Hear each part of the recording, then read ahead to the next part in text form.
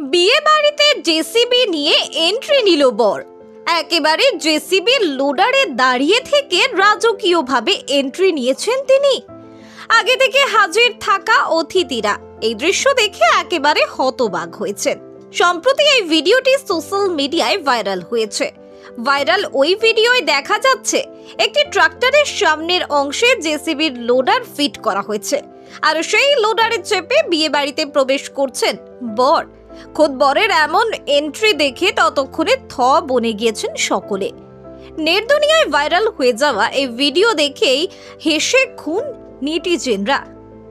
অনেকেই বলছেন, ঘোড়ার পিঠে চড়ে বা ঘোড়ার গাড়িতে চেপে অনেক বরকেই এন্ট্রি নিতে দেখেছি, কিন্তু জেসিবি নিয়ে বরের এন্ট্রি জীবনেই প্রথমবার দেখলাম।